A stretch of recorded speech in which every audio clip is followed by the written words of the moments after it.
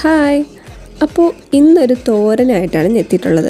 ഈ ഒരു തോരൻ ഓൾമോസ്റ്റ് എല്ലാവരും വീട്ടിലുണ്ടാക്കുന്നതായിരിക്കും. പക്ഷേ എൻ്റെ വീട്ടിൽ വല്ലപ്പോഴും മാത്രം, ഇത് അങ്ങനെ എപ്പോഴും കിട്ടുന്നതല്ലാത്തതുകൊണ്ട് വല്ലപ്പോഴും മാത്രം ഉണ്ടാക്കുന്ന, വല്ലപ്പോഴും കിട്ടുമ്പോൾ ഉണ്ടാക്കുന്ന ഒരു തോരനാണ്. എല്ലാവർക്കും അറിയാമെന്നുള്ള ഒരു തോരനാണ്. ഉള്ളിയുടെ തണ്ടൊക്കെ ഇല്ലേ, തണ്ടൊക്കെ വെച്ച് നമ്മൾ തോരൻ ഉണ്ടാക്കത്തില്ലേ, ഈ കാണുന്ന ഈ പച്ച, ഓക്കെ, ഇങ്ങനെ സ്പ്രിങ് ഓണിയൻ, ഓക്കെ, അത് നമ്മൾ ഉള്ളിത്തണ്ടെന്ന് പറയും.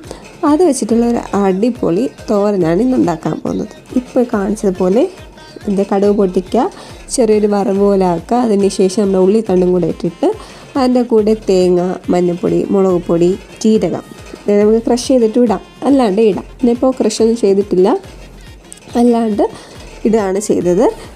അതിന് ശേഷം നോർമലി എല്ലാവരും ഉള്ളിത്തണ്ട് മാത്രം വെച്ച് തോരൻ ഉണ്ടാക്കാറുണ്ട്. പക്ഷേ എനിക്ക് കുറച്ചുകൂടി ടേസ്റ്റായിട്ട് ഫീൽ ചെയ്യുന്നത് മുട്ടയും കൂടെ ഒന്ന് ചിക്കി എടുക്കുമ്പോഴാണ്.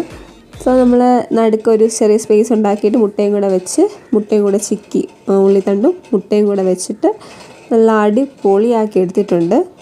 ഓക്കെ, നല്ല ടേസ്റ്റായിരുന്നു കേട്ടോ. അതുപോലെ നമ്മളിപ്പോൾ മുട്ട ഒഴിവാക്കിയാൽ നല്ല അടിപൊളി ടേസ്റ്റാണ്. അപ്പോൾ ഇതായിരുന്നു എൻ്റെ ഉച്ചത്തെ ഫുഡ്. അപ്പോൾ മുട്ട വെച്ചും കൂടെ നിങ്ങൾ ട്രൈ ചെയ്ത് നോക്കുക. ഓക്കെ, ഇഷ്ടപ്പെട്ടാൽ like, share and subscribe. Okay, by.